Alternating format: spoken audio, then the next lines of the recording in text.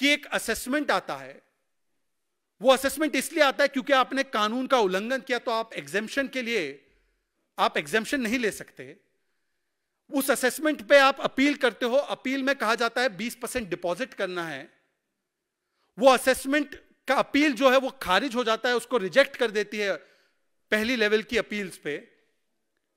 आप उसमें से कुछ राशि पैसे दे देते हैं, कोई स्टे नहीं मांगते, उसको आप लोग लीगली चैलेंज नहीं करते।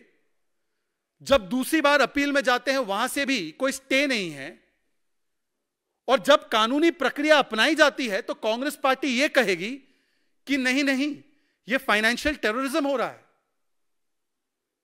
कांग्रेस पार्टी को पता होना चाहिए कि फाइनेंशियल टेररिज्म क्या था। अगर यह देखना है तो अभी अभी भारत सरकार की ओर से एक व्हाइट पेपर जारी किया गया है। 2004 से लेकर 14 तक जो फाइनेंशियल कुकर्म इस देश में किए गए हैं मनमोहन सिंह जी की सरकार, जिसे संचालन करने का काम सोनिया गांधी जी के दफ्तर से होता था, उसको दरअसल फाइनेंशियल टेररिज्म की कैटेगरी में जरूर रखा जा सकता है।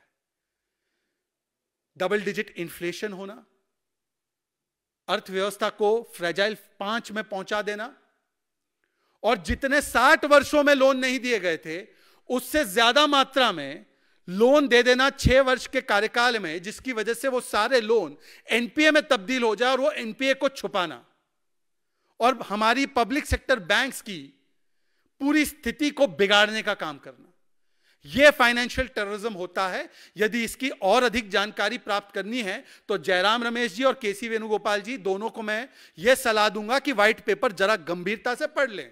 वो फाइनेंशियल टेररिज्म क्या होता है, कैसा होता है, वो सारी चीजें पता चल जाएगी। पर ये वो लोग हैं जो कानूनी प्रक्रिया का कितना सम्मान करते हैं।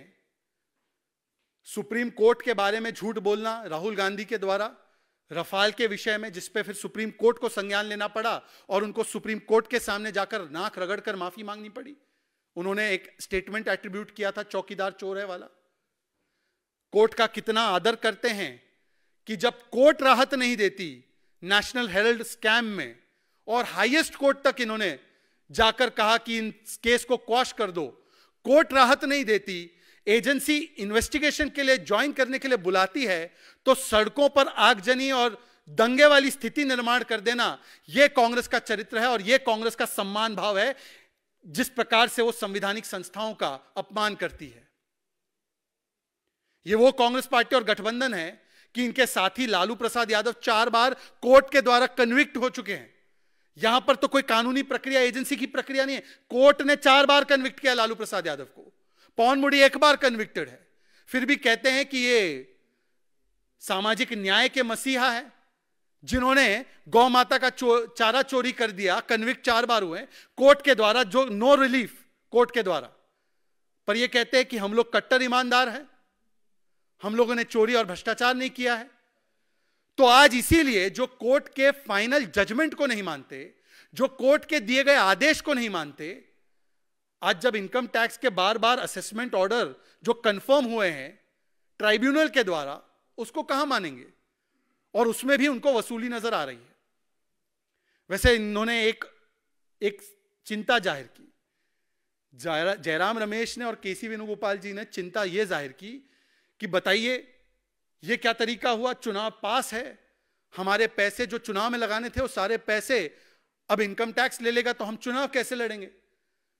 तो क्योंकि मेरा पुराना इतिहास कांग्रेस का रहा है, आप जानते हैं, तो मैं उनको मुफ्त की सलाह दे देता हूं।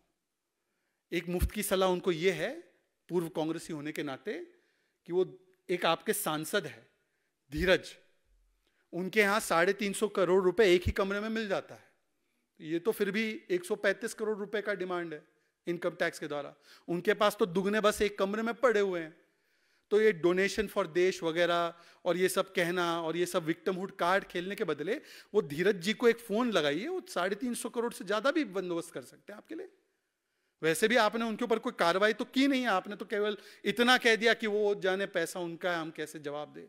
वैसे पूरे देश में आप अकाउंटेबिलिटी की बात करते हैं, पूरे देश में आप जो है कहते हैं कि इसका क्लैरिटी होना चाहिए, क्लैरिफिकेशन होना चाहिए। तो जब आप धीरज साहू को ना निकाला है, आपके पार्टी का सम्मानित सदस्य भारत जोड़ो और न्याय यात्रा वगैरह में चलते भी है राहुल जी से कंधा मिलाकर, तो वो पैसे मंगवा के चुनाव लड़ लीजिए। वैसे भी चुनाव में काले धन का इस्तेमाल करना और इस प्रकार की संपत्ति का इस्तेमाल करना, ये तो आपके आम चरित्र का हिस्सा है।